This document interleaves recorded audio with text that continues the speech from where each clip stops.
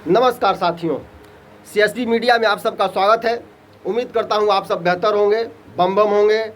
सभी राष्ट्रवादी और सनातनी भाई बहनों से अपील है कि चैनल को सब्सक्राइब करेंगे। साथियों, लोकसभा चुनाव के बाद अलग अलग सबका अपना अपना हिसाब किताब है, सब अपना अपना एनालिसिस कर रहे हैं, सबका अपना अपना एक देखने का नज़रिया है। मैं इन सब चीज़ों को सुनने देखने के बाद मैं यह जो देख पा रहा हूँ कि भारत के कुछ राजनीतिक दल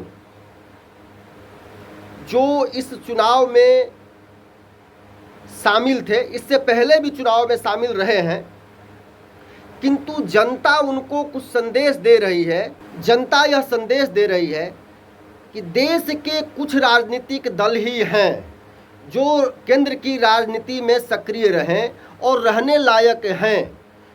उसके अलावा बाकी जो राज्य के दल हैं, जो राज्य में अपनी उपस्थिति दर्ज कराते हैं, अच्छी उपस्थिति रखते हैं, वह राज्य के सत्ता के लिए तो ठीक हैं, लेकिन केंद्र की सत्ता और केंद्र की राजनीति के लिए ठीक नहीं है। यह जनता का स्पष्ट संदेश इस लोकसभा चुनाव में रहा है, जो मुझे दिख रहा है।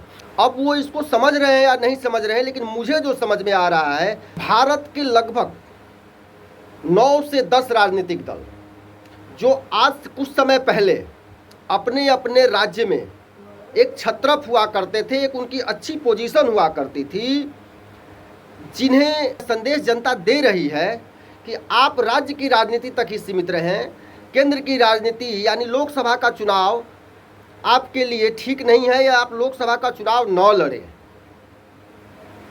यह जनता स्पष्ट संदेश उन लोगों को दे रही है। इस कड़ी में मैं सबसे पहला नाम जो लेना चाहता हूं वह आम आदमी पार्टी का।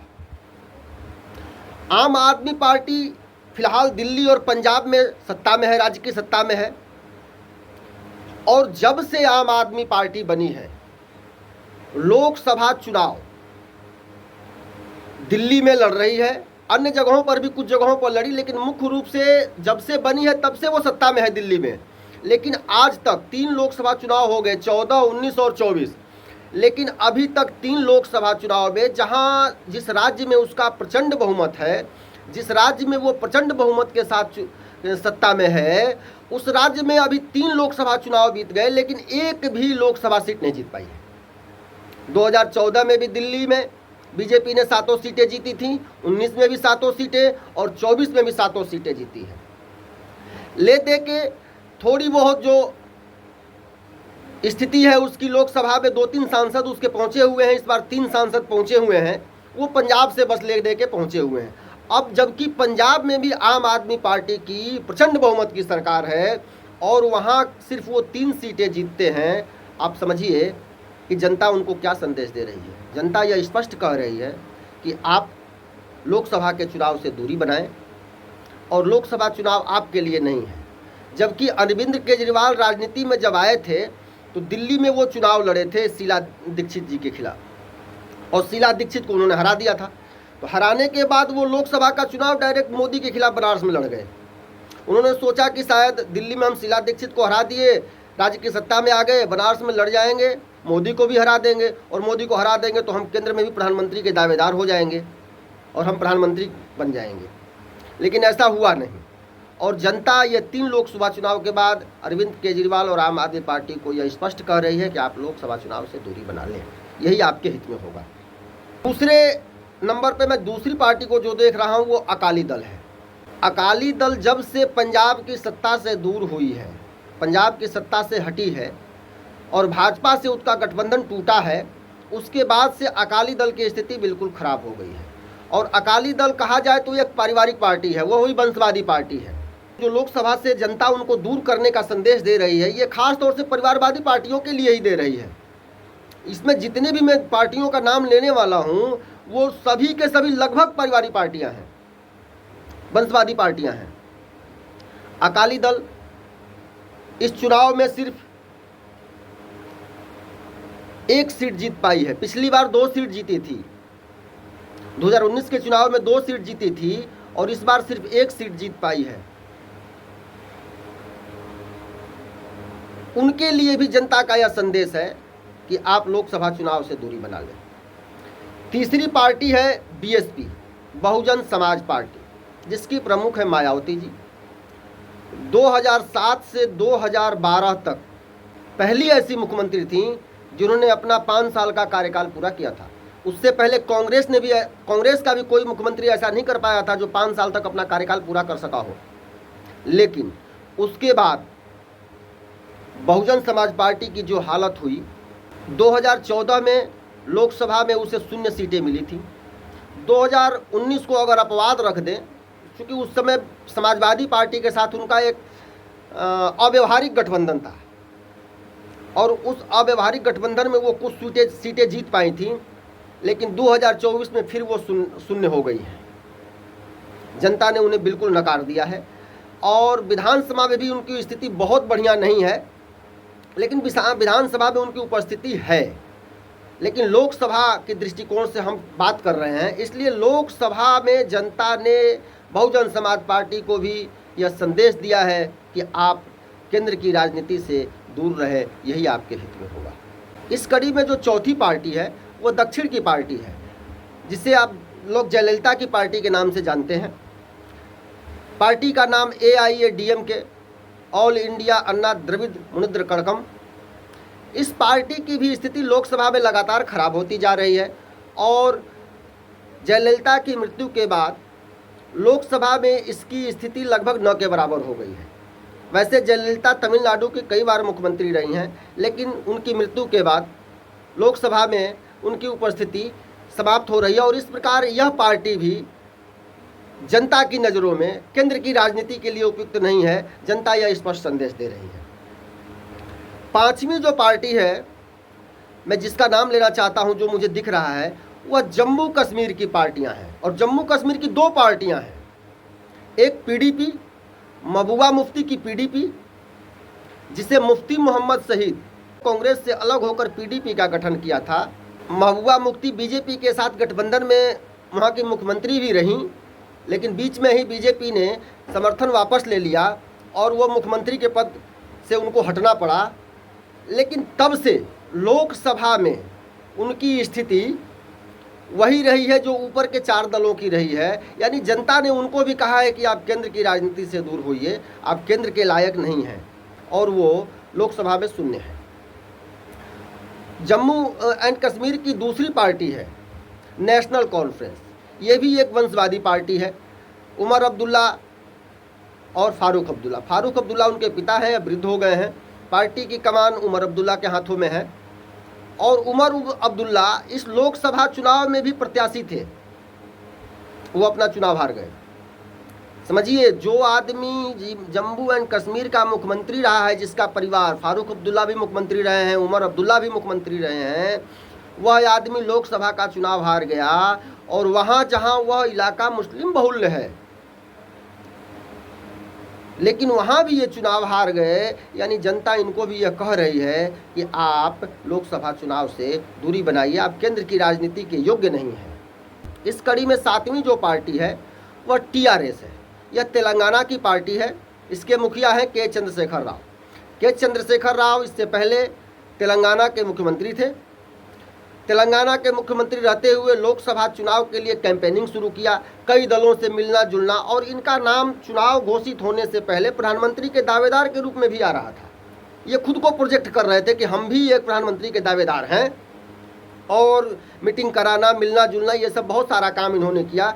लेकिन इस लोकसभा चुनाव में जो इनका हश्र हुआ है वह यह संदेश देता है कि आप केंद्र की सत्ता से, केंद्र की राजनीति से दूर रहें और उसमें हस्तक्षेप न करें, यही आपके हित में होगा। आप राज्य में हैं, राज्य में अगर संभव हो तो आप जो भी कर सकते हैं वो करें, अन्यथा इसके अलावा आप कुछ न सोचें कि हम केंद्र में कुछ कर सकते हैं, ऐसा न सोचें। इस कड़ी में अगली जो पार्टी है वह पार्टी है उड़ीसा की बीजू जनता दल, जिसके प्रमुख हैं नवीन पटनायक एक लोकप्रिय नेता और मुख्यमंत्री रहे हैं उड़ीसा के।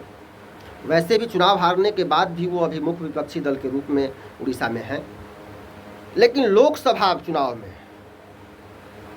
चुनाव में उड़ीसा की 22 सीटों में 20 सीटें बीजेपी जीत चुकी है, सिर्फ 2 सीटें बीजू जनता दल को मिली हैं। नवीन पटनायक की आयु भी लगभग बहुत ज़्यादा हो गई है और उनकी स्वास्थ्य की समस्या को लेकर भी कुछ बातें उठी हैं, जिस वजह से नवीन पटनायक जी की स्थिति यह नहीं लगता कि अब आगे वो राजनीति में उस प्रकार से सक्रिय रहेंगे जो पिछले 24 सालों से सक्रिय रहे। और इसको देखते हुए जनता का जो संदेश है लोकसभा के दृष्टिकोण से, केंद्र की राजनीति से थोड़ा दूरी बनाए। यह तो नहीं कह सकते हम कि बीजू जनता दल खत्म हो रही है। ऊपर की पार्टियां जो हमने अभी इससे पहले, बीजू जनता दल से पहले जिन पार्टियों का हमने नाम लिया, ये लगभग सभी वंशवादी पार्टियां खत्म होने की स्थिति में जा रही हैं। पिछले 2-3 लोकसभा चुनाव को देखा जाए तो ये सब लगभग खत्म होने की स्थिति में जा रही हैं, की तरफ बढ़ रही हैं।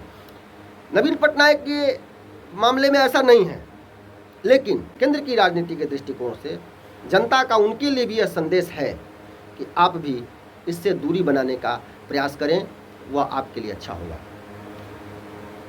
अब आते हैं इसके बाद हम लोग बिहार। चारा घोटाला का नाम आप सबने सुना होगा और उसके जो प्रमुख हैं उनका भी नाम हमको नहीं लगता कि ऐसा कोई नहीं होगा जो नहीं जानता है। लालू प्रसाद यादव। लालू प्रसाद यादव अपने बातचीत करने के ढंग, अपने भाषणों के ढंग से कई बार सुर्खियां बटोर चुके हैं और कई बार लोगों को हंसाते रहे हैं। लेकिन हंसाने के साथ साथ उन्होंने सत्ता में रहते हुए इस राज्य को, बिहार के राज्य को जितना रुलाया है, यह भी हमें नहीं लगता है कि कोई भूल सकता है। 2014 से पहले जो भी इनकी स्थिति रही हो, खैर राज्य की सत्ता से तो ये 2005 से ही बाहर हैं, लेकिन लोकसभा की सत्ता और केंद्र की राजनीति से 2014 के बाद लालू प्रसाद यादव और इनके बेटे तेजस्वी यादव, जो फिलहाल पार्टी की कमान देख रहे हैं, इनको जनता ने यह बताया है कि आप भी केंद्र की राजनीति के लायक नहीं हैं। उस 2014 से पहले लालू प्रसाद यादव कांग्रेस के साथ गठबंधन में रेल मंत्री तक रहे हैं, बिहार के मुख्यमंत्री रहे हैं। उनकी पत्नी जब ये जेल जाने लगे चारा घोटाले में, तो अपनी पत्नी, इतनी ताकत थी इनकी कि अपनी अंगूठा छाप पत्नी को, जो किसी तरह हस्ताक्षर करना जानती हैं, उनको मुख्यमंत्री बना के चले गए। इनको यह लग रहा था कि हम इस बार बिहार में अच्छा प्रदर्शन करेंगे, क्योंकि जो इससे पहले 20 में विधानसभा का चुनाव हुआ था, उसमें राष्ट्रीय जनता दल सबसे बड़ी पार्टी बन के उभरी थी। और सबसे बड़ी पार्टी बन के उभरने के बाद लोकसभा का जब चुनाव होता है तो बीजेपी 40 में से 30 सीटें, बीजेपी गठबंधन, जिसमें से बीजेपी, जदयू और रामविलास पासवान की जो है, चिराग पासवान की जो पार्टी है, एलजेपी आर, इन तीनों ने मिल करके अपने गठबंधन में 30 सीटें जीती हैं। 10 सीटों में कांग्रेस और राष्ट्रीय जनता दल है। 2019 चुनाव में तो 40 में से 39 सीटें बीजेपी गठबंधन ने जीता था। 2019 के लोकसभा चुनाव में राष्ट्रीय जनता दल लोकसभा में शून्य था, 1 सीट कांग्रेस जीत पाई थी बिहार से। इस बार 2024 में इनको लग रहा था कि हम वंशवाद, परिवारवाद को मजबूत करेंगे, लोकसभा में अपनी उपस्थिति दर्ज करेंगे, अच्छी उपस्थिति दर्ज करेंगे। लेकिन जनता ने नाना कह दिया, नहीं नहीं नहीं, आप राज्य की राजनीति के लायक हो सकते हैं, लेकिन केंद्र की राजनीति से आप दूर रहें, यही आपके लिए ही अच्छा होगा। कुल मिला जुला करके जनता यह संदेश दे रही है कि देश के कुछ राजनीतिक दल ही हैं जो केंद्र की राजनीति में सक्रिय रहें और रहने लायक हैं। उसके अलावा बाकी जो राज्य के दल हैं, जो राज्य में अपनी उपस्थिति दर्ज कराते हैं, अच्छी उपस्थिति रखते हैं, वह राज्य के सत्ता के लिए तो ठीक हैं, लेकिन केंद्र की सत्ता और केंद्र की राजनीति के लिए ठीक नहीं है। यह जनता का स्पष्ट संदेश इस लोकसभा चुनाव में रहा है, जो मुझे दिख रहा है।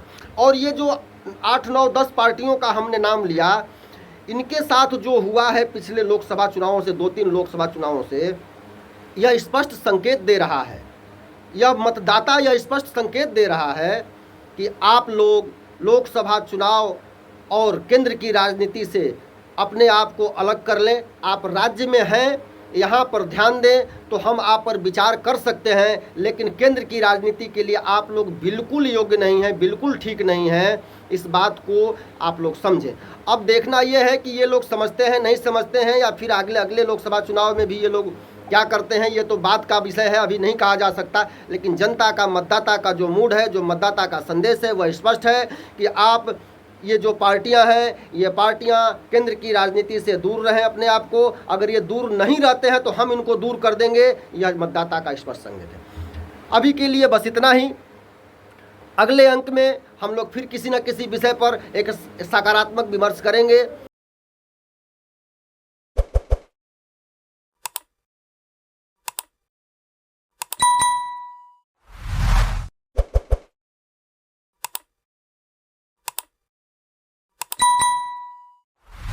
उम्मीद करता हूं मेरा विमर्श आप लोगों को पसंद आता होगा।